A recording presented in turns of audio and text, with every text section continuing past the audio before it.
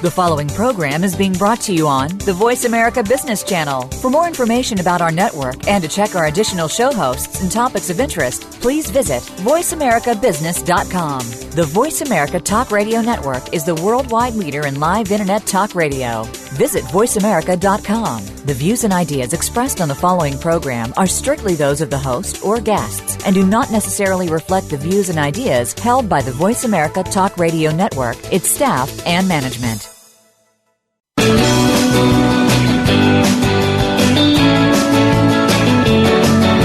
In the past few years, we've heard the term free agents and been told we would all need to become one in order to succeed. The recent economic structures have helped to promote this concept as reality. Where do we get the tools to take control of our career path in the present and future? Welcome to The Career Confidant with your host, Marie Zimenoff. Marie and her guest experts are here to provide you with the tools you need to move forward and achieve your career goals. Now, here is Marie Zimenoff. Welcome to the Career Confidant, and thank you for tuning in, whether you're tuning in live or downloading the podcast. We are so glad that you're getting value from the show.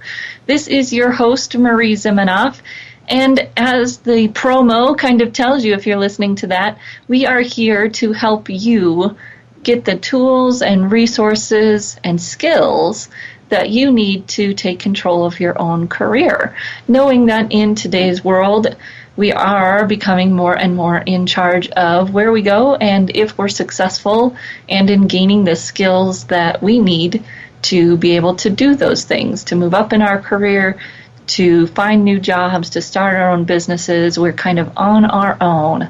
So I am here as your partner in helping to get the skills and the information that you need and to wade through some of the confusing information that's out there so that you can be successful in your career.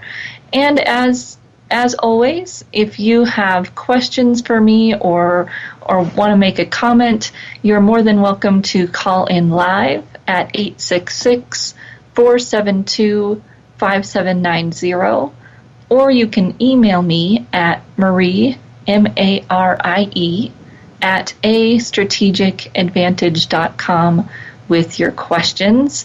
And I look forward to those and love getting those from all of you who are out there listening. So today, and if you are busy, and I'm sure everyone is at this time of year, you're getting your kids back to school, or you're dealing with increased traffic because of kids going back to school, whatever it might be in your world, I always notice that August and September are a time when everybody starts thinking about their resume, whether it's I'm going to get a new job or I just think that this should be updated. I'm thinking about my career. I'm thinking about where I'm going next. And it's a good time for us to do that, to really look at your resume, and whether you're making a move right now or not, if you keep it updated, it's a little bit easier to go back to when you need it. So I'm going to give you some tips today. And really today we're going to be talking about some of the mistakes that I see people make across the board. And then at the very end of the show, I'm going to talk about the worst advice that I hear people getting or giving about resumes. And resumes are a challenging topic. Even for professionals in my world, it is a marketing document. And we talked about that back in February, kind of what's the purpose of a resume. And if you want some of that talk and do you really need one, you might pick up that show from the end of February and listen to that. But it is a marketing document. And so part of what happens when you're marketing yourself is that it's not cut and dry. It's not prescribed. There's no formula, which we're going to talk about a little bit today. And that makes it challenging when we're trying to get feedback on our resume, because everybody has a different opinion. I often say that opinions about resumes are a lot like watches. Almost everybody has one, and they think theirs is right. You can get that with cell phones now, whatever it is that people consider their watch, they think that their time is right. And with cell phones, maybe you'd actually find everybody has the same time. But even with those, sometimes you'll find people have a different opinion. And it's frustrating, right? I think even maybe a better analogy is it's like doctors all giving you different ideas of what might be wrong with you. Are you going to different doctors to try to figure out what's wrong with you, or what medication you should take, or even what supplements you should take. If you read the internet, you could find 10 different highly qualified doctors that will talk about totally different prescriptions you should take or supplements you should take, and sometimes even say that this one's horrible for you, but then a doctor on the other side says this one's great for you. You're going to see the same thing with resumes. And it's very challenging when you're trying to do yours, quote unquote, right. And so we're going to talk about today some different ways to think about it, and some of the mistakes that I see people making are related to this trying to be right when it's really about marketing. And so it's subjective, it can be strategic, and it isn't some of the things that it used to be, which was where you get into some of the bad advice. So the first thing to watch out for, the first pitfall that will be the black hole of your resume writing efforts, is trying to be all things. Trying to sell a Ferrari and a Yugo in the same commercial.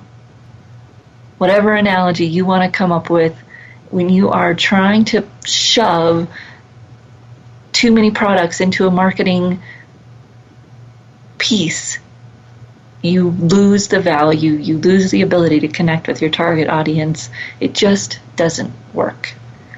So if you are trying to apply to several different types of positions, then you'll need several different types of resumes, one to match each type of position.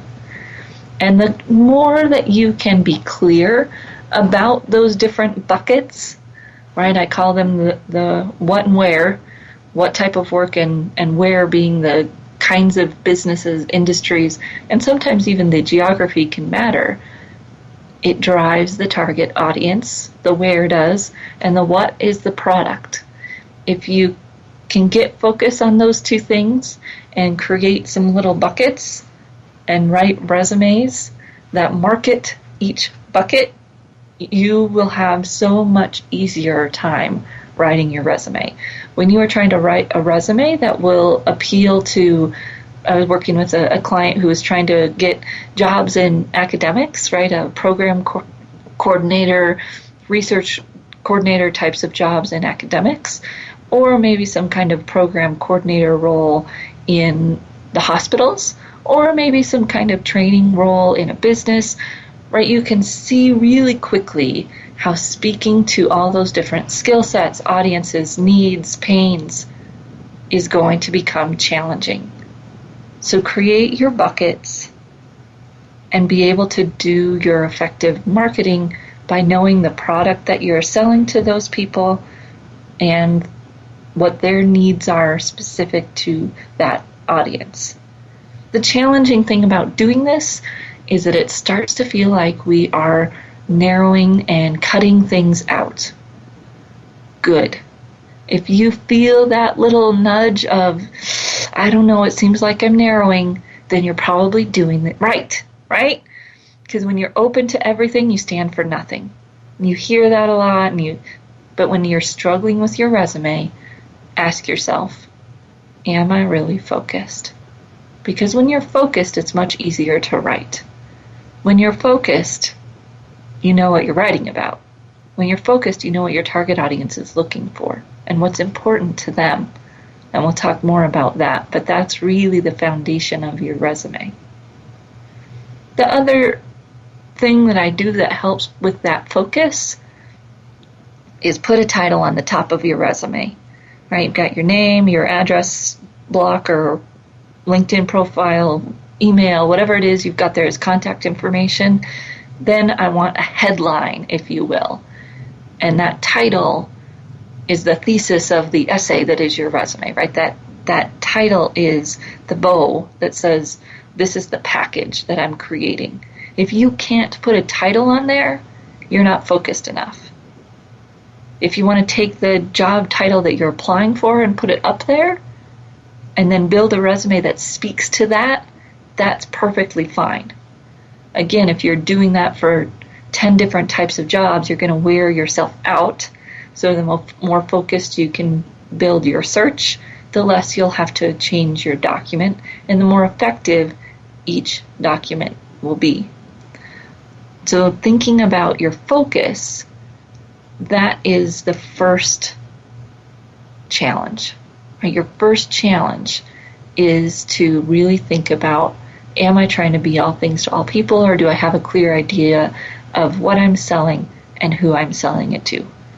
Again, when you try to be all things, you get yourself into trouble. It becomes a lot harder. So when you have that focus, the second thing I see people do is that they try to fit into some kind of structure or rules, right? And when you have your focus, then you can be more strategic. The positioning of the document can be defined by that focus.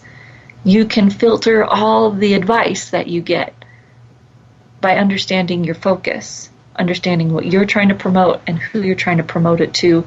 And if the advice that you're getting doesn't jive with that knowledge that you have, then it probably isn't worth fiddling everything around with for. If you can get good information about the package you're presenting and the audience, great. All the other peripheral stuff and all the people with their rules and whatever kind of advice they're trying to give you, it'll be much easier to filter that out when you have focus. And that focus really allows you to be strategic, to build a marketing document that really highlights what you know it should highlight to meet the audience's needs that you're looking at. So you might decide to put your education first. You might decide to put your computer skills at the bottom or at the top, or to be able to list your roles as the titles that you were given or more functions of what you were actually doing. You can use some of the strategies of marketing in your document because you have that focus, and you can make strategic decisions so that you are building your own marketing strategy versus trying to fit your stuff into some kind of template or rules that someone else has said you need to follow. Are there best practices for your resume? Definitely. Are there things that you can do to make it easier for the reader? Sure. But is there a specific way you have to do it? No. There's some flexibility there, and again, taking that flexibility is best when it's done for strategic reasons, and that strategy is built on your what and your where. So we're thinking about kind of concepts here. These are bigger concepts of your resume. We're going to get into the nitty-gritty.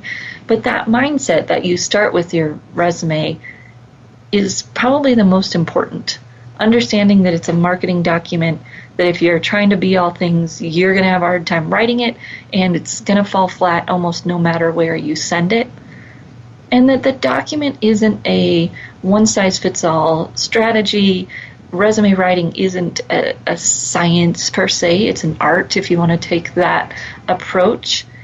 And it does allow you flexibility to be able to market yourself if you can do it in a strategic way and not a helter-skelter way, and still follow some of the best practices that we talked about back in February, which we'll touch on a little bit as we go through our time today. So we'll be back in just a few minutes, and we're going to continue talking about some of the most common pitfalls that I see people fall into when they're trying to write their resume and preparing for this job search season. I know there's a lot of you out there working on your resume, so I look forward to questions and to helping you get these resumes ready to go. So we'll be back in just a few minutes.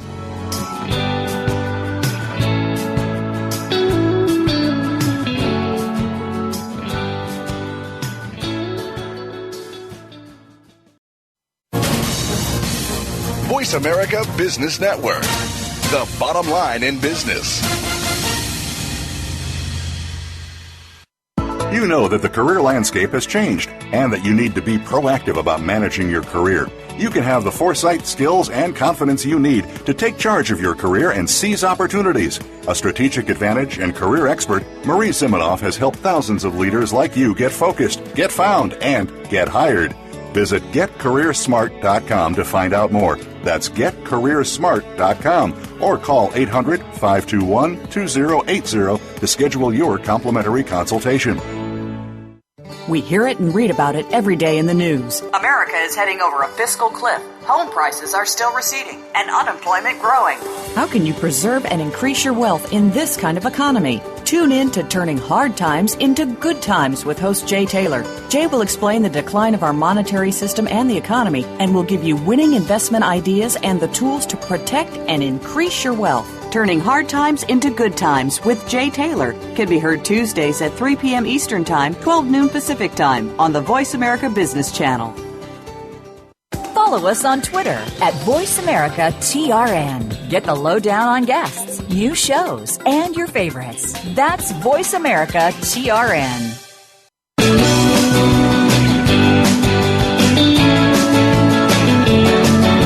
You are tuned in to The Career Confidante with Marie Zimenoff. If you have a question or comment for Marie or her guest today, please call 1-866-472-5790. That's 1-866-472-5790. You may also send an email to marie@astrategicadvantage.com. Now, back to The Career Confidante. Welcome back to the Career Confidante, and today we are talking about resumes, as it is a popular time for people to be working on their resume for either a review and an evaluation period that's coming up, or for the job search. It is that season, so I'm here to provide some information for you to consider, some ideas to ponder, and really some areas to highlight. If you're getting stuck, here's a few things that might be part of what's getting you stuck. So, we talked a little bit about trying to be all things, and that is usually where I see people who are struggling with their resume. It's because they're trying to write everything they've ever done, trying to speak to 3 different types of audiences, and it's a challenge, right? It just doesn't work that way. So when we're thinking about our resume, we sit down to write it, and we're having trouble. And sometimes this even happens to me if I'm working with a client who's not quite yet set in their path. I sit down to write their resume for them, and I notice right away that, they must not be focused enough because this just is not coming together the way it should. And so I go back with them and say, okay, we need to dig here a little bit more and get a few more position descriptions that really twist in the jar here so that we can create a resume focused on that, create a resume focused on this. Again, if you have too many hats that you're trying to wear, probably gets confusing and might be a sign to look at your bigger overall career job search focus and tighten that focus in so that you've got 3 or 4 buckets at the most where you're trying to write a resume for that, what, and where. Trying to be all things, typically a game stopper, frustration creator, right? The next thing is strategy. So once we know what we want, where we're going, who we want to talk to, then we start getting all this feedback from people like me who say, well, you should do that, and you should do this, and you should do that. Yikes, right? If you know what you're trying to sell and who you're trying to sell it to, you know the values that they have, what they're looking for, you can craft your resume according to a strategy that works for them.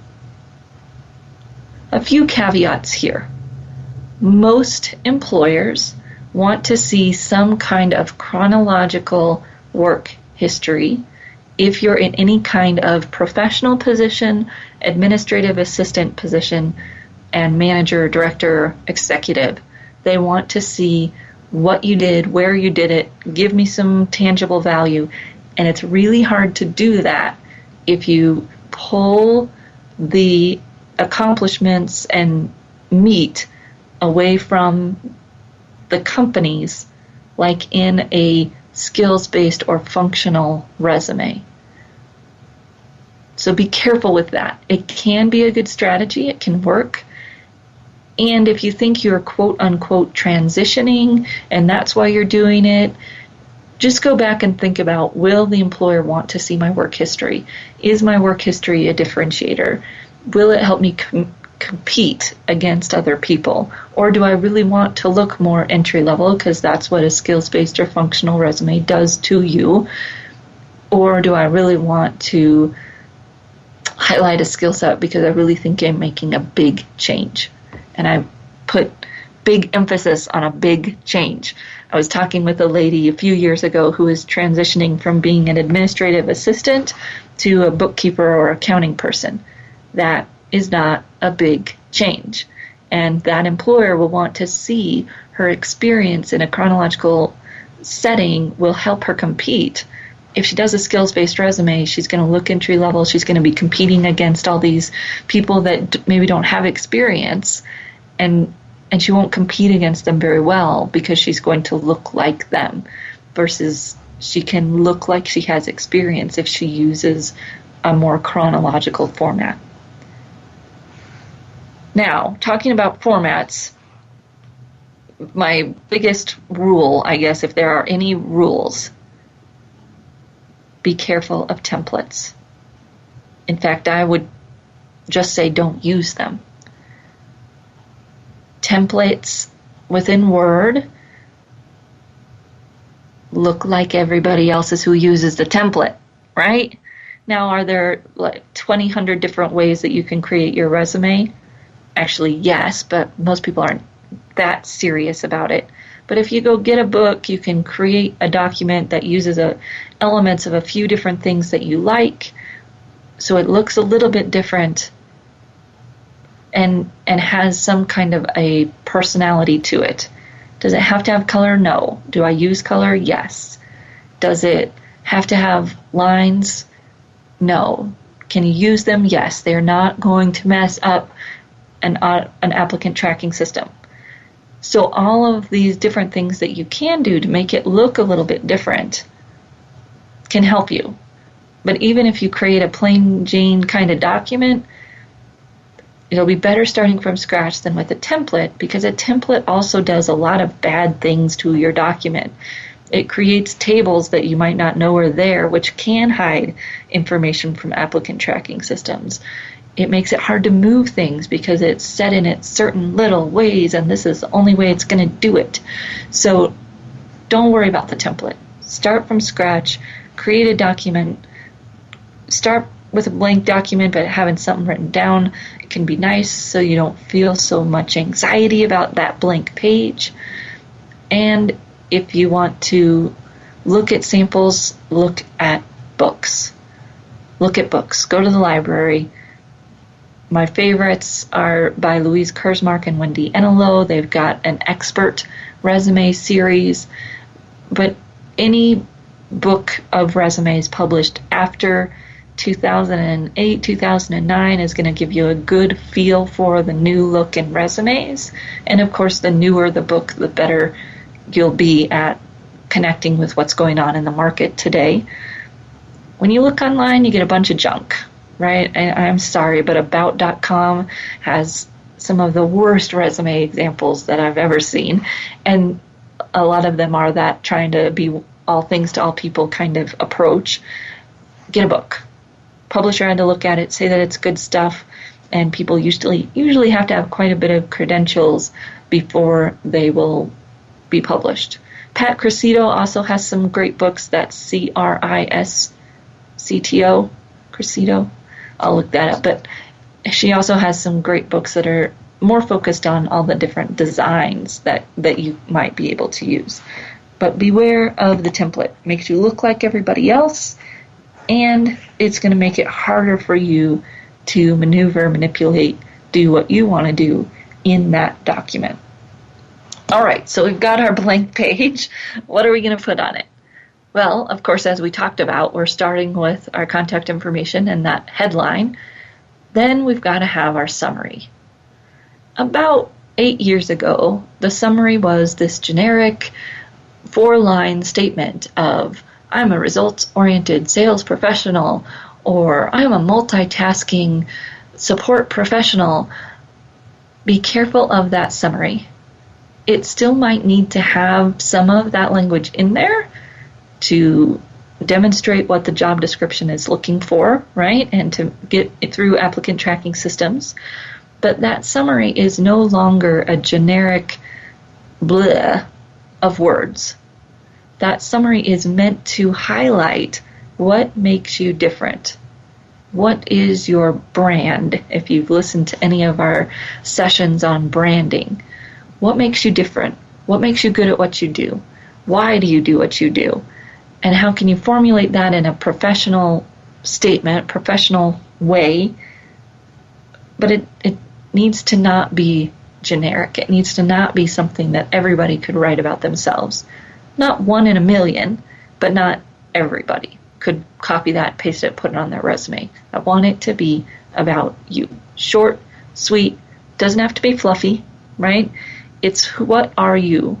What do you do? What makes you good at what you do? Had an engineer come up after a presentation I gave on branding recently, and he said, so I'm having trouble with this brand, right? Because I don't want to be fluffy. And I said, well, tell me what you do. And he says, well, I do mechanisms. I design mechanisms. And I said, well, that's a pretty clear brand, right? That's a good, clear what you do. Can we expand on that a little bit, right? What makes you good at it? Why do you do it? Sure. But the core of what he wants to make sure he communicates is that brand. And I gave him this example that a few years ago I was working with a software manager, and I said, well, tell me what you do. And he said, well, I build offshore development teams. It's like, well, nowhere on your resume would I see quickly that you build offshore development teams, right? If that's what you do, that's the essence of who you are, that's what you're good at, that's what the summary should be built around. That should be the first statement. The fear with that, well, what if somebody's not looking for someone who does that? Well, then guess what? It's probably not a good fit. Well, what if I don't want to do that anymore? Well, then figure out what you do want to do, and that should be the first statement of your resume or that summary. And the summary is getting shorter. We moved from this lengthy generic gobbledygook of words to a little lengthy branded description of who I was. And usually those branded statements include some kind of highlights, accomplishments, really brief, catchy statements that are substantiated in the document. They're not standalone, but they're kind of the highlights, sexy marketing stuff in the summary. And now it's getting even shorter to where some of the branded pieces is going away a little bit, and just really hard-hitting accomplishment value statements that build your brand, right? Your brand doesn't have to be fluffy. It's a compilation of the best things about you, and those can be accomplishments, they can be value statements, they can even be technology statements if that's the world that you're in. So thinking about that summary, I call it a mini cover letter. It's the best way that I can frame it for you. That if you want somebody to know who you are and why you want to work for them and the most important things in your background that relate to them, don't think they're going to get that out of a cover letter, because 66% of employers don't read a cover letter until they've already decided that you're worth looking at further. 33% of them are never seeing the cover letter. So that summary is your place to highlight your best stuff that addresses their pains and tells them a little bit about why you're different and who you are as a professional, because you really want them to want to hire you, just like I really want you to want to work there. So those are the things within our summary that we want to make sure we're highlighting. And we're starting the document from scratch, or we've got an old one, we're going back and fixing it. We want that headline, and we want a summary that speaks to who we are, why we're different, what we do, and make sure we're highlighting the key things that they're looking for in their job description. So we're going to take a break here, and we're going to come back in just a few minutes and keep talking about the top mistakes that I see people making in their resumes. I will be back in just a few minutes.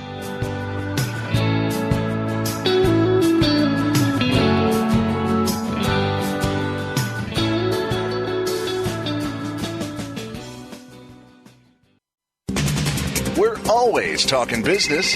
Talk to an expert. Call now toll free 866-472-5790. That's 866-472-5790. Voice America Business Network.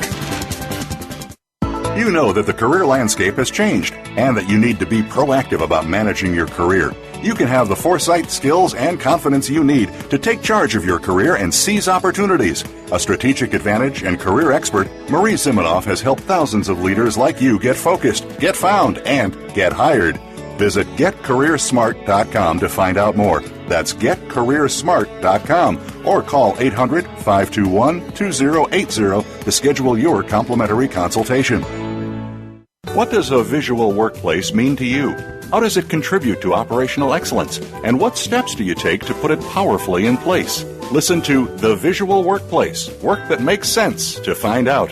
Each week, Dr. Gwendolyn Galsworth, visual workplace expert and award-winning author, shares tools and strategies to help you make the workplace speak at a glance without saying a word. Learn to work safer, faster, better, and at far less cost, no matter what business you're in. Tune in to The Visual Workplace every Thursday at 10 a.m. Pacific, 1 p.m. Eastern on Voice America Business. When it comes to business, you'll find the experts here. Voice America Business Network.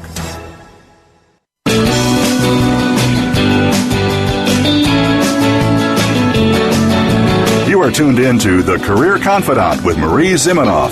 If you have a question or comment for Marie or her guest today, please call 1-866-472-5790. That's 1-866-472-5790. You may also send an email to marie@astrategicadvantage.com. Now, back to The Career Confidant. Welcome back to The Career Confidant, and today we are talking about the most common pitfalls that I see people fall into when they are trying to write their resume. So we've talked about trying to be all things to all people. We've talked about strategy and how to wade through the river of advice that you might get by really having a strategy that's built on what you want people to see about you and what's important to that audience. Talked about templates and don't use them, right? Get some books, look at some examples, build something from scratch. And then we talked a little bit about the summary and how the summary has evolved from a generic collection of words to something that was more branded, unique, individual for that person, to something now that's a little bit shorter, snappier, almost like a marketing brochure needs to be, where it really just speaks to what the audience wants to know. I see that as your mini cover letter. So one of the things that it's coming up in the resume world, I definitely don't think it's there for everyone yet, is using pronouns in the resume. I, me, my. It can just look unprofessional. It really needs to be done when it makes sense for your target audience, and sparingly at that. Your resume is not a cover letter. Your resume is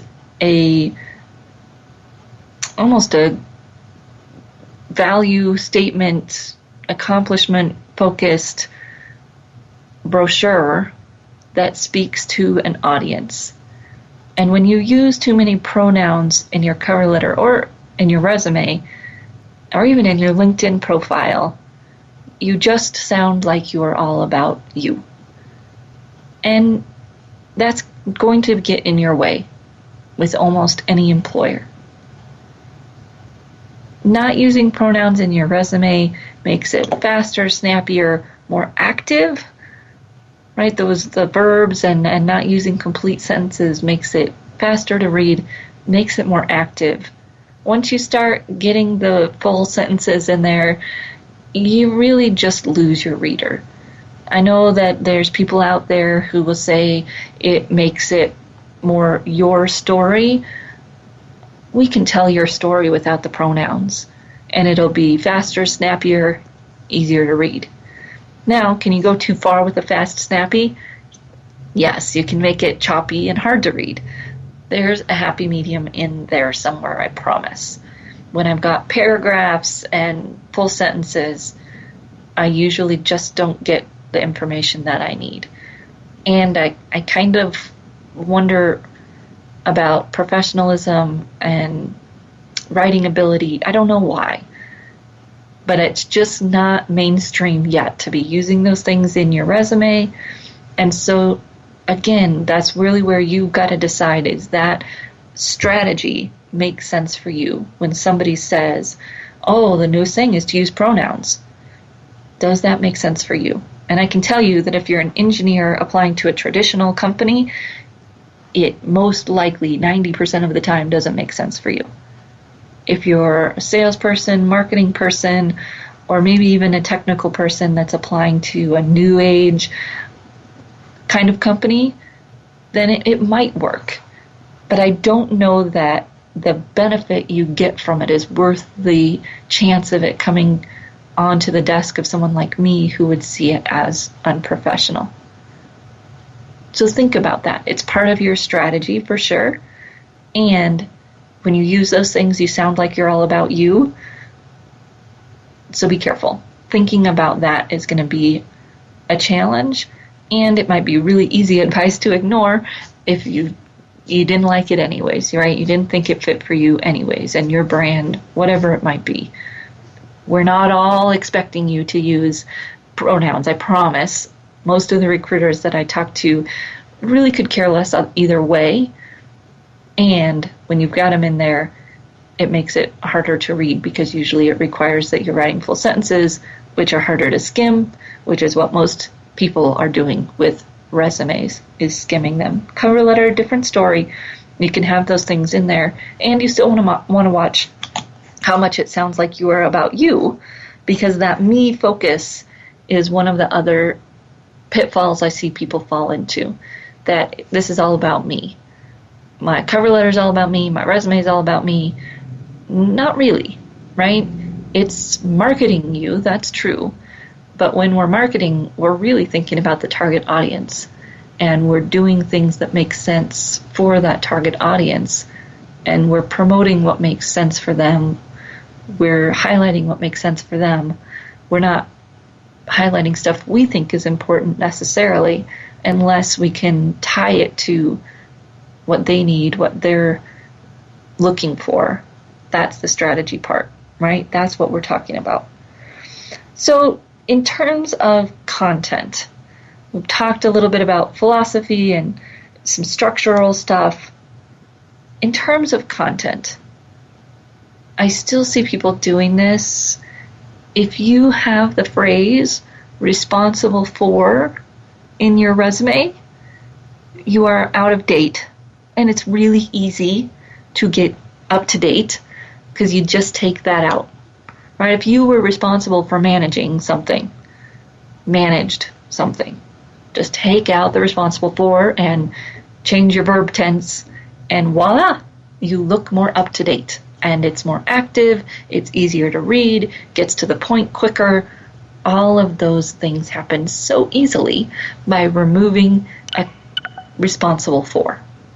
Same thing, accountable for. Accountable for sometimes can still work if it's a budget number or something, but my guess is there's still a better active word that you could use.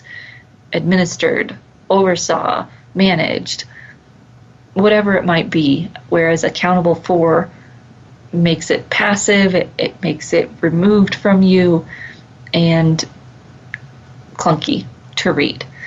So easy one in terms of language to go through and just get rid of.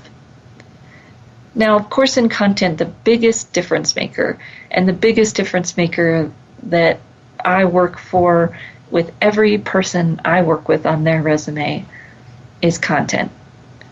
Content, they're saying content is king in terms of marketing. Well, guess what? Content is king in terms of your resume. Is what in there important? Is what is in there of value to the employer? Is what is in there show value, right? I don't want any duties. I want how you added value, and the duties can be wrapped into those statements or very briefly listed before those statements. I want to know what you did, why it mattered, and kind of why I should care, but that will come with the what you did and why it mattered. Right? If you are looking at challenge, action, result kinds of stories, I want you to lead with the result, and then the actions and the challenge can kind of spice up the sentences, the bullets, and they can still be short, right? You can still boil it down, but I don't want to lose the essence of the result for sure, and the challenge, and then the actions. That's the order of importance. And if lower level positions, the challenge will be less important. Executive level positions, the challenge can be even more important. That context behind what made it difficult, why is it important? I'm talking to a client who wants to take a step up in the operations side of businesses, and his resume just reads at the operational level. And if you want to take a step up, that's one of the things that we need to do, is be able to tell it in the language of where you want to be, right? Not tell it in the language of where you've been. And of course, we're going to do that without overstating it or lying, for sure. It's just about language and focus that can transform you on paper from one thing to the other. Take the same experience and decide what you want the focus to be, and you can tell it very differently while still being accurate, because you're communicating it in a different lens, right? You're saying, okay, now I'm not going to be a counselor anymore. I'm going to be a business development person. And if you run a counseling practice and you built that practice, right, we can create a resume for you as a counselor, and then we can create a resume for you as a business development person, and they're going to sound completely different, even though they might be accurate, because we're communicating to the audience what they care to hear, either the counseling parts and the interventions that you used, or the business parts and how you grew your business and what you grew it to, and all of the processes that you built for sales. So if we're really clear about our focus, it's really easy to dig into our experience and find the stories that matter, right? Find the stories that speak to the skill sets that people care about where we're going. Get out of the language of where we are now. And that's probably the hardest thing to do. Get out of the language of where you are now into the language of where you're going. If you want to take a step up, if you want to do something different, that will be your challenge. Best done when you've got a clear picture of where you're going, because then you know what stories to pull out to share that are important for where you're going. I call that the tell it versus prove it, right? Telling me what you did and duties often is what you were supposed to do, right? I don't really even know that you did it. if you frame it in terms of duties or responsible for, versus prove it. Tell me what you did. Tell me what was a result of those things, how you added value. And I would say that we're on the cusp of an evolution from that quantitative result being the most important thing to the challenge and story and context along with the result being the most important thing. And recruiters typically like a lot of content on the document. It's just got to be organized well, easy to skim, and not fluffy, right? We are talking about getting stories in there that matter, but they don't have to be one-liners and it can have some depth to it if it's organized well, spaced well, easy to read, and easy to scan.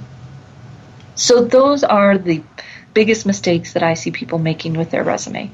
Trying to be all things to all people, not filtering through a strategy of some kind, using templates, having a generic summary or no summary or an unclear summary because they're trying to be all things to all people, using informality or pronouns in a way that's not becoming to them, having a me focus, not paying attention to the audience and selling what needs to be sold to the audience, using responsible for, which usually is a deeper problem where we're talking duties instead of results, and they're telling it instead of proving it. So we're going to come back in just a few minutes, and I'm going to go through some of the worst advice that I've had my clients get from friends, family, and yes, sometimes even recruiters. So we'll be back in just a few minutes and finish up here with the worst advice that you cannot pay attention to if you don't want to. We'll be back in just a few minutes.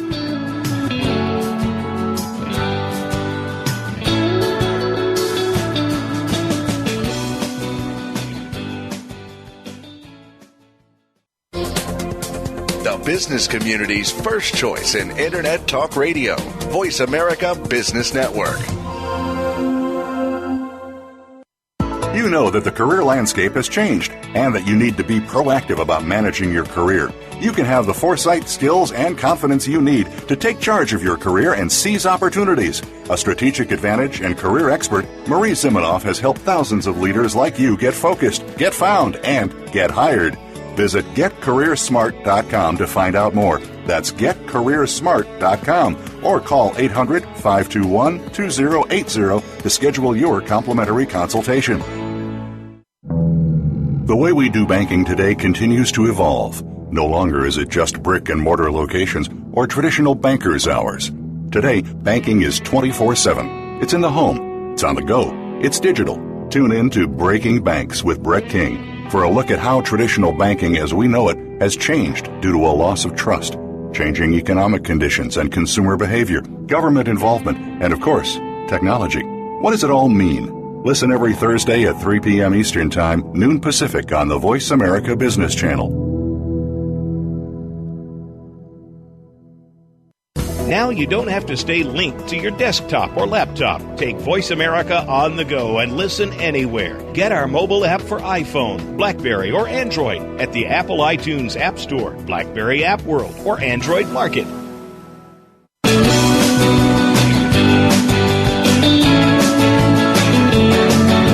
You are tuned in to The Career Confidante with Marie Zimenoff. If you have a question or comment for Marie or her guest today, please call 1-866-472-5790. That's 1-866-472-5790. You may also send an email to marie@astrategicadvantage.com. Now, back to The Career Confidante. All right, so we are back here on The Career Confidante talking about resumes.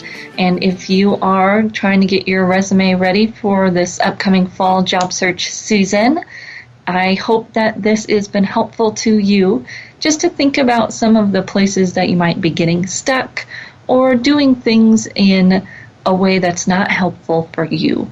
And we've talked a lot about strategy and being able to filter advice that you're getting, and even what I'm saying today based on knowing what you want people to see, what you're packaging in terms of your experience and your skill set, and who that audience is. And that if you're able to have that clear picture, you can filter a lot of the advice that you might see out there and get. Does this make sense for me and my target audience? Is this going to be the best way to promote what I want them to see? And hopefully that's based on some kind of research, even a job description, so that you're really clear on what you want them to see. And not just what you think they should want to see, but really what they want to see.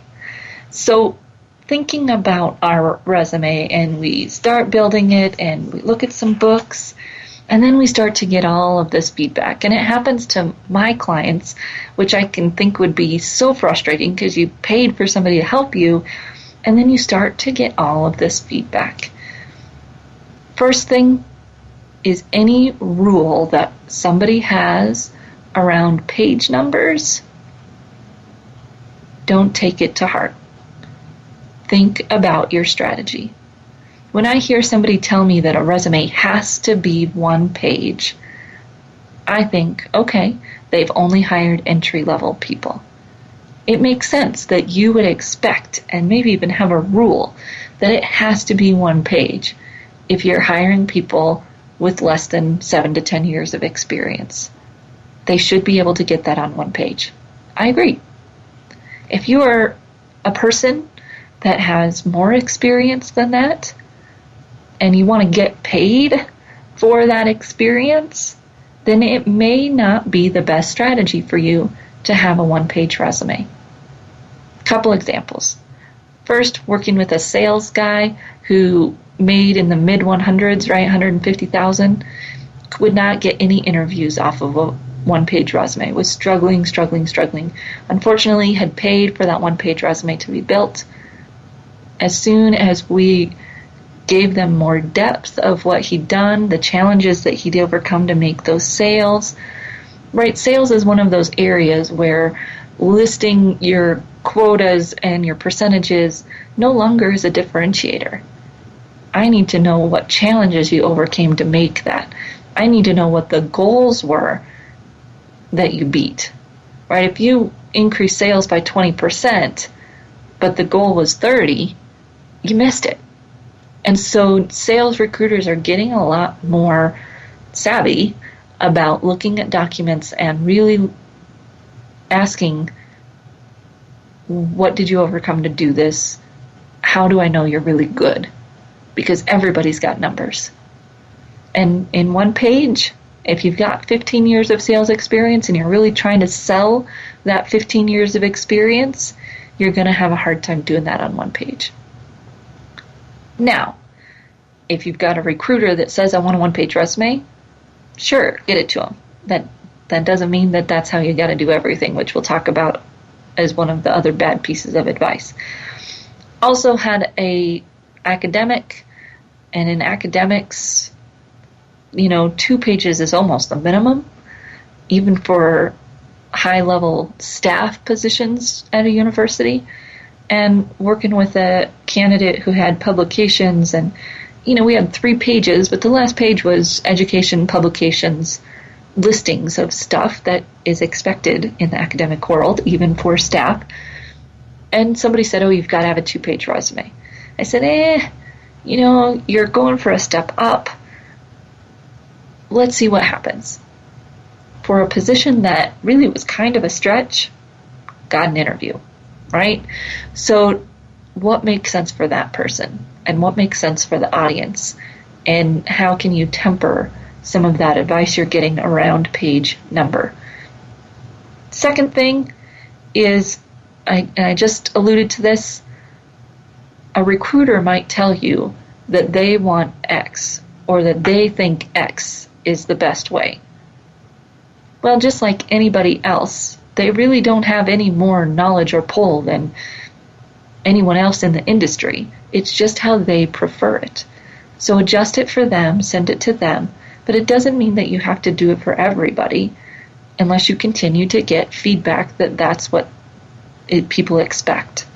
Was working with a client who was working with recruiters who must have been in the world for a long time, which can be a good thing, and it can steer you in the wrong direction. And the suggestions they were making on his resume were really taking it back 8 years plus in terms of verbiage, language, pop. It wasn't going to work for him, especially in the high power industry that he was in. So adjust it for that recruiter, send it to them, but it doesn't mean you've got to change your whole strategy just because that one recruiter gives you feedback, any more than you would change your whole strategy because someone else gave you feedback. Don't include X. So someone might come out of the woodwork and say, don't include Word and PowerPoint and Excel. Right there, it's a given. Everybody knows how to use those. Just happened to someone that I had in a presentation, and the university in the town that they're in said, don't put those things on there, it's a given. Well, guess what? If you're going to be an executive assistant, administrative assistant, database manager, those words are going to be required to get through ATS systems, and they're also going to be required for that person to think that you're qualified. I don't think it's necessarily a given that someone knows how to use Excel. Do I want you to tell me how you've used it on your resume, not just list it? Yes. But don't take it off when you know it's important, when you see it on every job description that you're applying to. Same thing with results-oriented, right? If it's on everything you're applying to as a salesperson, it needs to be in there. I just don't want it to be the first phrase that brands you because it's generic brand, but it can still be in there so that it helps you get through ATS and helps you be seen as the person that they want for that position. Last one is around dates, right? People will say, only put 10 years on there. Well, guess what? If you're 50 and you only put 10 years on there, you walk through that door when I was expecting a 30-year-old, and your brand has trouble connecting. Maybe I even feel like you're dishonest. So put the number of years on there that you think makes sense for you. I really don't want you going back to the 80s. I don't think you need to go back there no matter how old you are to the 80s. But it doesn't do you any good to look 30 on paper if you're going to look 50, 55 when you walk through my door. So be careful of that advice as well. Do what makes sense for you. Do what fits with what your brand is that you're trying to put forward. So I hope that you're able to get through some of the resume advice that's out there and get your resume updated so you can join in this hiring season that's upcoming. And we are going to have a replay next week, but then in September we have some great guests scheduled. So I look forward to seeing you right back here on the Career Confidant.